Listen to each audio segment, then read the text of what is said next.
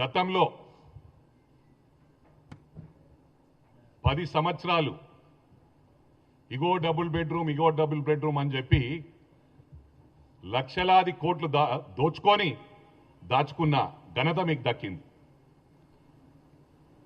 ఇలా మా ప్రభుత్వం వచ్చినాక ఒక యూనిఫామ్ వేలో, సిస్టమేటిక్ వేలో ప్రతి గ్రామంలో కూడా ఇందిరా మిల్లు ఇవ్వడం జరిగింది. ఓన్లీ మా ఉమ్మడి మెదక్ జిల్లా తీసుకుంటే 33,000 ఇందిరా మిల్లు ఇచ్చినాం.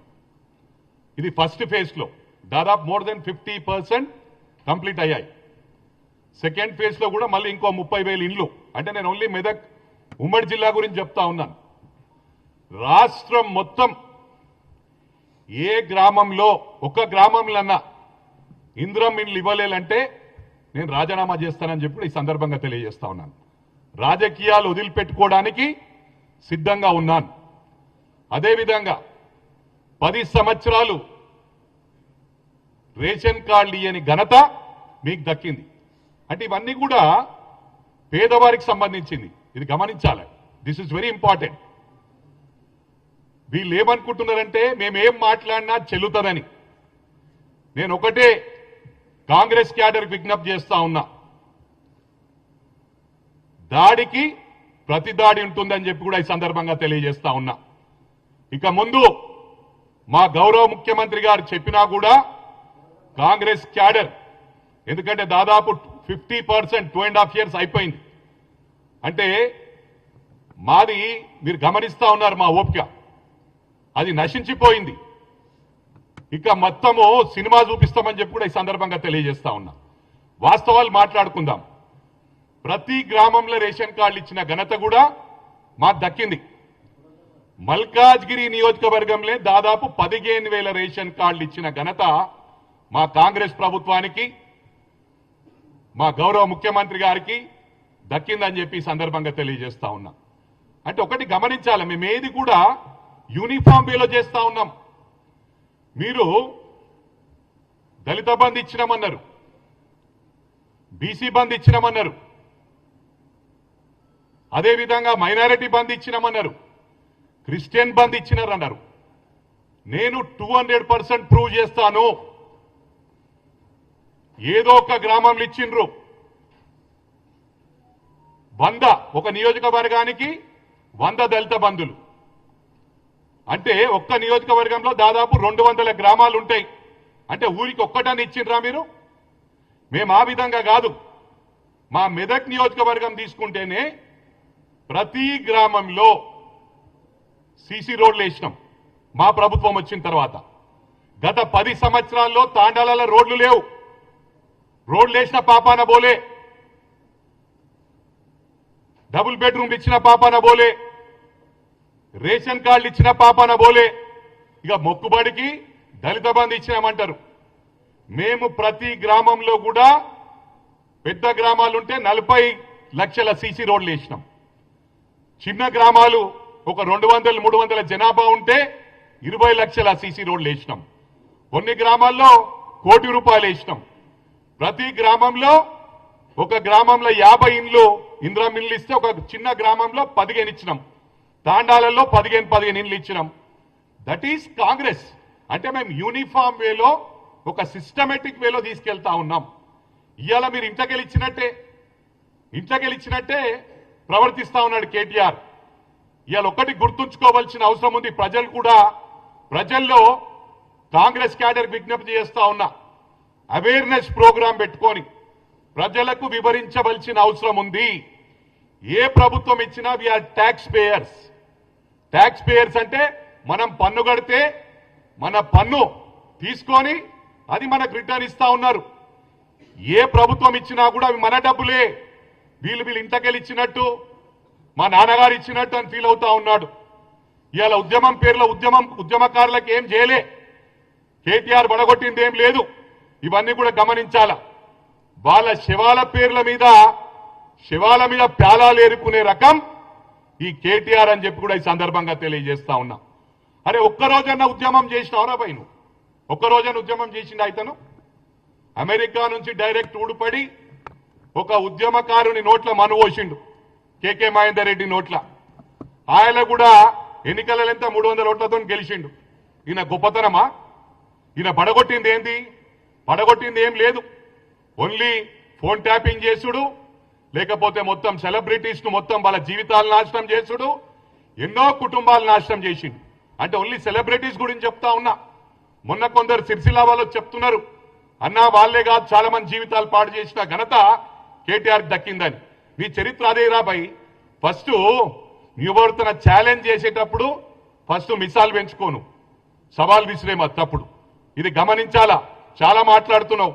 నిన్న అల్వాల్కి వచ్చినావు, అల్వాల్ మల్కాజ్గిరి వచ్చి నిన్న ప్రోగ్రామ్ ఏం ప్రోగ్రామ్ అది? Voters awareness programme.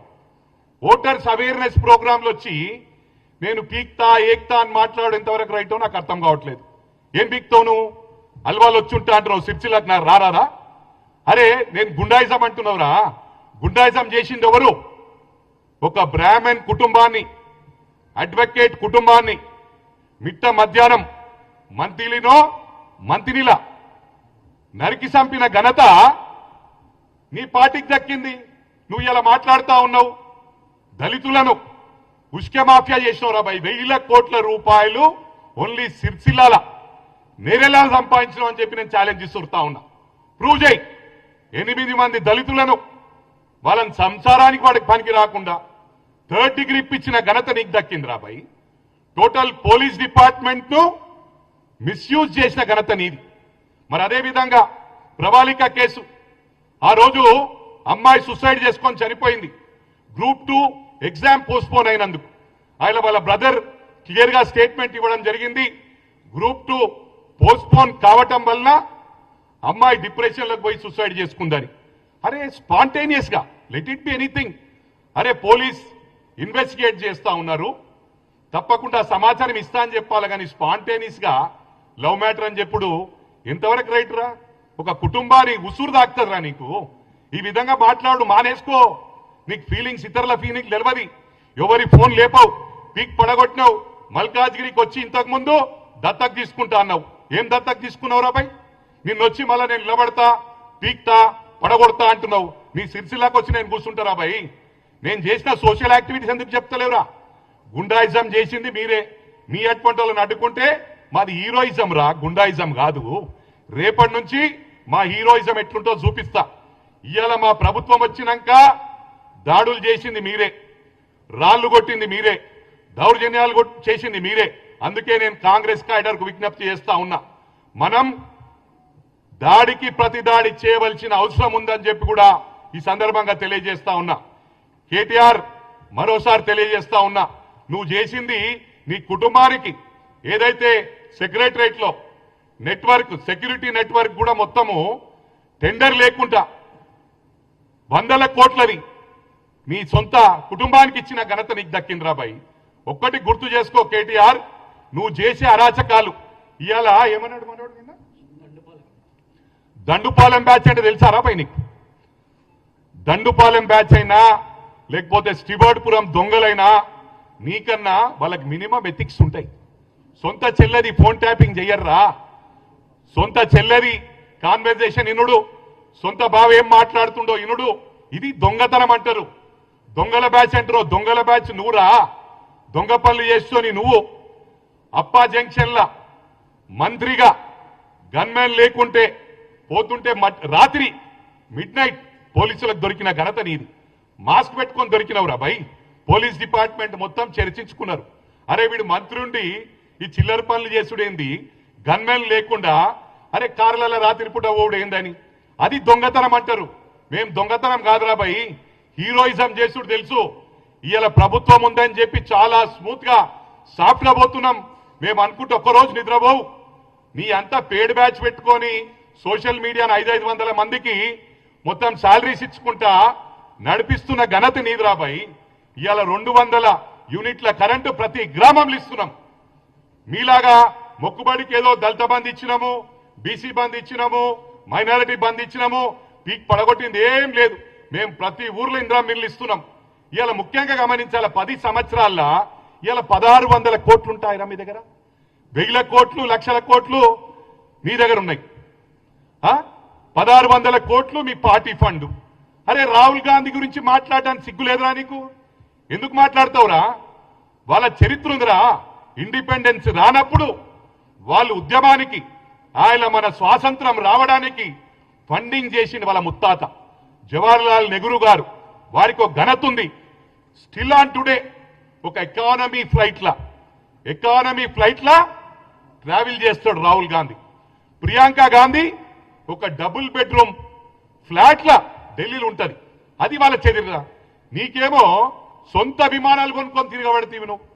అమెరికాల 100 ఎకరాలు, కెనడాల 1000 ఎకరాలు, బయట రాష్ట్రాలలో బయట దేశాలలో మొత్తం ప్రాపర్టీస్ ఉన్నాయి. హైదరాబాద్ లో పడగొట్టింది ఏం రా నువ్వు? హైదరాబాద్ ఏమంటావు? హైదరాబాద్ ఓటర్స్ మాకేసిరని. హైదరాబాద్ ఓటర్స్ అందుకు వేయలేరు రా భయ్. కేటీఆర్ గుర్తు చేసుకో, వీడు పెద్ద సైకోగాడు. వీడు రేపు మళ్ళా నాశనం పట్టిస్తాడు. ప్రభుత్వం వచ్చేటట్టుంది, ఏదైనా జిమ్ముకులు చేసి 100% ఇలా ప్రభుత్వం వస్తుందని ఓటేసిరు. నువ్వేమంటున్నావు? ట్రైలర్ నడుస్తుంది, వీళ్ళ సినిమా ఫ్లాప్ అయిందంటున్నావు. ఫ్లాప్ కాదురా, ఫస్ట్ హాఫ్ లోనే మీరు ఫ్లాప్ అయ్యారు.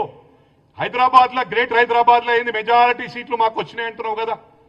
ఊరు వాళ్ళేమో వాళ్ళు ఆలోచించరు, అరే ఈ ప్రభుత్వం బాగలేదని తీసి బండగొట్టిరు.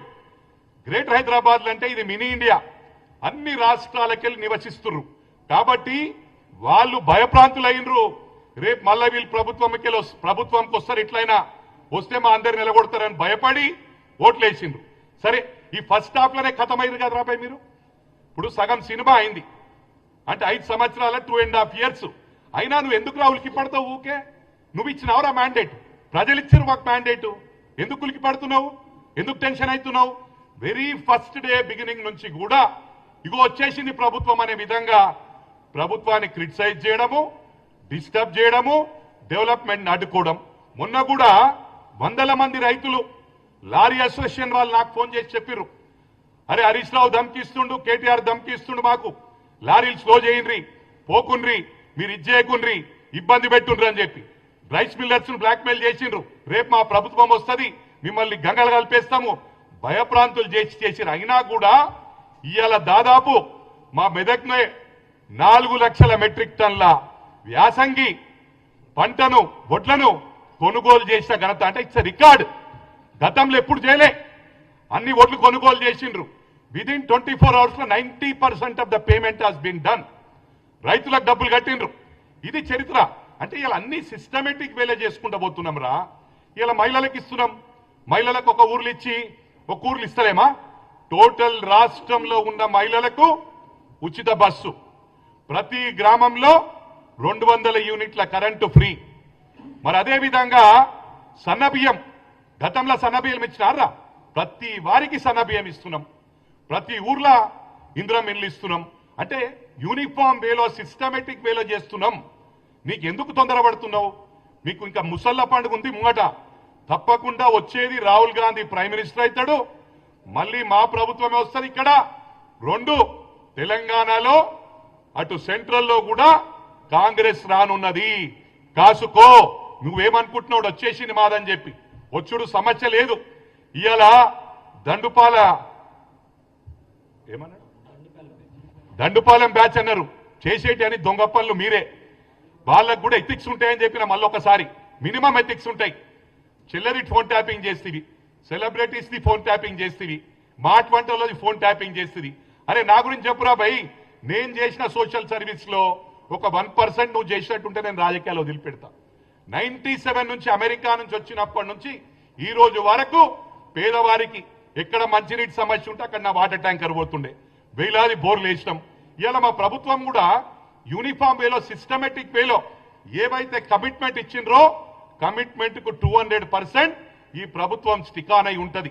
మేం సిస్టమేటిక్ వేలో ముందుకు పోతా ఉన్నాం. ఇవి నువ్వు గమనించాలా. నువ్వు చెప్పేటి అన్ని బట్టబాజి మాటలు. ఏం మాట్లాడుతున్నావు నువ్వు? అల్వాలో వచ్చి కూర్చుంటా, నేను నీకు నిలబడతా, నీకేం చేతనైతే రా 4 ఫుట్ కానీ షుగర్ ఉంది నీకు, ఒక్క జాపడిస్తే 3 చుట్లు తిరుగుతావు అని గతంలో కూడా చెప్పిన, మళ్ళా కూడా చెప్తున్నా. ఇలా ప్రభుత్వం ఉందని బచాయించిపోయినావు, లేకపోతే బిడ్డ నీ తోలు తీస్తుంటే. ఇప్పుడు కూడా చెప్తున్నా, ఇప్పటికీ మళ్ళీ మీరు ఇదే విధంగా ప్రవర్తించి ఎక్కడైనా దాడి చేసినట్టు చేస్తే ప్రతి దాడి ఉంటది. నువ్వు సిరిసిల్లాల చేయి, లేకపోతే పెద్దపల్లె చేయి, ఎక్కడ చేసినా మైనంపల్లి బ్యాచ్ వచ్చి మళ్ళీ నీ తోలు తీస్తా అని చెప్పి కూడా ఈ సందర్భంగా మనవి చేస్తూ, ఏవైతే ప్రభుత్వ పరంగా మేము చెప్పినామో 200% ఫుల్ఫిల్ చేస్తామని చెప్పి కూడా ఈ సందర్భంగా తెలియజేస్తూ, ఇది ఓన్లీ శాంపుల్. ఇది మీ అన్ని చరిత్ర చెప్పుకుంటూ పోతే 24 గంటలు కూడా సరిపోదు. అదేది ఎన్ని స్కామ్లు ఉన్నాయి. కంటోన్మెంట్లో ల్యాండ్ అమ్ముకుంటుంది, కంటోన్మెంట్లో ప్రైవేట్ వ్యక్తులకు ల్యాండ్ అమ్ముకుంటుంది, నీ ఫామ్ హౌస్ కట్టినావు, ఆడ నాలా ల్యాండ్ కబ్జా పెడితివి, ఎన్క్రోచ్ అయినావు. నీ చరిత్ర మస్తుందిరా భయ్, చెప్పుకోవాలంటే చెప్పుకుంటూ పోతే మాకు టైం సరిపోదు. 24 గంటలుగా మేము డెవలప్మెంట్ ని పక్కకు పెట్టి ఇక నీ చరిత్రనే చదవాలా. అందుకు మాట్లాడే ముందు నువ్వేం చేసినావు, ఏదైనా ఒకటి ఫుల్ఫిల్ చేసినావా? దళితులకు 3 ఎకరాల భూమి ఇస్తానవు, ఇచ్చినావా? దళితుని సీఎం చేస్తానవు, సీఎం చేసినావురా? ఇంటికి ఒక ఉద్యోగం అన్నావు, ఇచ్చినావురా? ఏమి ఇచ్చినావురా నువ్వు? పెద్ద పెద్ద ఒక ఇంగ్లీష్ రాగానే ఇంగ్లీష్ మా దామోదర్ రాయ నరసింహ సాబ్ కూడా సూపర్ మాట్లాడతాడు, ఉత్తమ్ కుమార్ రెడ్డి సాబ్ కూడా సూపర్ ఇంగ్లీష్ మాట్లాడతాడు, అదే విధంగా బట్టి ఇంగ్లీష్ మాట్లాడతాడు. Majority of the Muslim ministers they know how to speak, they know pretty English. అందుకు ఎక్కువ స్మార్ట్ అనుకోకు, తోపు అనుకోకు. నువ్వు ఫస్ట్ 10 సంవత్సరాల ముందు మీకెంత ఆస్తుండే, ప్రభుత్వం వచ్చినాక ప్రభుత్వం మళ్ళీ దిగినాక ఎంత ఆస్తుండే. ఇలా పైసలు బాగా అయిపోయినాయి. మా గౌరవ ముఖ్యమంత్రి మరి మిమ్మల్ని స్కామ్లలో ఎందుకు ఇస్తలేడో, మా గౌరవ ముఖ్యమంత్రి ఏమనుకుంటుండంటే కేటీఆర్ లోపడేస్తే వాళ్ళ షైన్ అవుతాను అనుకుంటారు. మా గౌరవ ముఖ్యమంత్రి గారు రిక్వెస్ట్ చేస్తున్న 100% షైన్ కాదు సార్, వీళ్ళకి బుద్ధి చెప్పాలి. ఇవాళ ప్రజలందరూ కూడా గమనిస్తా ఉన్నారు వీళ్ళని ఎందుకు, వీళ్ళ మీద యాక్షన్ లేదని. మరి మీరు జైలుకు పోయినరు, మనోళ్ళందరినీ జైలుకు పంపించినప్పుడు వాళ్ళని ఎవ్వరు పట్టించుకుంటలే. ఇవన్నీ కూడా గమనించాలి. ఇష్టారాజ్యం ఇప్పుడు రూలింగ్లు ఉన్నట్టే చేస్తున్నారు. కేజీ టు పీజీ మేము అన్ని కూడా ఇంటిగ్రేటెడ్ స్కూల్స్ ఇస్తున్నాం. ఇవన్నీ కూడా 200% చెప్పుకుంటా పోతే నాకు టైం లేదు. 100% అన్ని ఫుల్ఫిల్ చేస్తాం. రేపు నెక్స్ట్ ఎన్నికల్లో ప్రజలను మేము ఓటు అడగకుండానే ఓటేసే విధంగా మేము ముందుకు పోతున్నాం. ఇక మోతాబారి కేటీఆర్ బంద్ చేసుకో. నువ్వు నన్ను రెచ్చగొట్టినావు అనుకో, నేను కింద పడ్డా మీద పడ్డా మైనంపల్లే ఉంటాడు. నేను ఇవన్నీ కూడా ఆర్టిఫిషియల్ యాక్టింగ్ వద్దు. నువ్వు ఎవరికి ఫోనే లేపవు, ఒక ఉద్యమకారిని లెక్క చేయవు. అప్పుడు కూడా నువ్వు ఓన్లీ పైసలున్నోని, ఎవరికైతే పైసలు ఉంటాయో వాని వెల్కమ్ చేస్తుంటివి. కూర్చొని లక్షల కోట్ల సెటిల్మెంట్లు హైదరాబాద్లో చేసినావు. హైదరాబాద్లో ఏమన్నావు నువ్వు? ఫస్ట్ షోలో మేము గెలిచినామని. ఏది ఫస్ట్ హాఫ్ అయిపోయింది, సినిమా ట్రైలర్ అయిపోయిందని. ఒకటి గమనించాలా, ప్రజలకు విజ్ఞప్తి చేస్తున్న హైదరాబాద్ ప్రజలు ఆల్రెడీ బుద్ధి చెప్పిండ్రు. మేము హైదరాబాద్లో, గ్రేటర్ హైదరాబాద్లో అన్ని గెలుచుకున్నాం ఎమ్మెల్యేలు అన్నారు. మరి ఏమైందిరా జూబ్లీహిల్స్ కంటోన్మెంట్ 2 ఓడిపోయారా లేదా? ఫస్ట్ హాఫ్లో వీకిరిగా అడ్రస్ గలంత అయిపోయింది కదా. మరి అదేవిధంగా లోక్సభ ఎన్నికల్లా మీకు డిపాజిట్లే కోల్పోయిర్రు. సికింద్రాబాద్లో 3rd ప్లేసు, మల్కాజ్గిరిలో 3rd ప్లేసు, చేవెళ్ళలో 3rd ప్లేసు, మరి అదేవిధంగా హైదరాబాద్లో 4th ప్లేసు. డిపాజిట్లు కోల్పోయిన ఘనత లోక్సభలో మీది. ఎక్కువ యాక్టింగ్ చేయకు. రేపు గ్రేటర్ హైదరాబాద్ ఎలక్షన్స్ లో, లోకల్ బాడీస్ లో, జిహెచ్ఎంసీ, సైబరాబాద్, మల్కాజ్గిరి ఎన్నికల్లా సుక్కలు చూపిస్తాం. ఆడ కూడా 3rd ప్లేస్ ఉంటారు, రాసి పెట్టుకోరా బిడ్డ. ఎక్కువ మాట్లాడకు, ఎక్కువ తెలివి చూపకు. ఇలాంటి ఆదిలాబాద్ పోతున్నావు అంట, కలకల్లా ఆపినావు, అది కూడా ఉంది నాకు రికార్డు. బిడ్డ నువ్వు మా మీద మమ్మల్ని చూపిస్తా అన్నావు కదా, నీది నీకే గతి లేదురా బాయ్. నువ్వు వచ్చి మల్కాజ్గిరి నిలబడతావు, మల్కాజ్గిరి నిలబడతా అంటున్నావు. దమ్ముంటే రారా బాయ్. రేపు మమ్మల్ని మా వాళ్ళని మన అంచుడు, అప్పుడు నువ్వు నిలబడతావా నేను నిలబడతావా చూస్తా. నువ్వు ఈయననే కాదురా బాయ్, సిరిసిల్లలో వచ్చి కూర్చుంటా. మళ్ళోసారి చెప్తున్నా, నీకు ఖబర్దారని తెలియజేస్తా ఉన్నా. మళ్ళీ పిచ్చి వేషాలు వేస్తే మాత్రం ఇక నీకు ఏ విధంగా ఉంటుందో నీ బతుకు బజార్ అవుతుందని చెప్పి కూడా ఈ సందర్భంగా తెలియజేస్తూ, జై కాంగ్రెస్.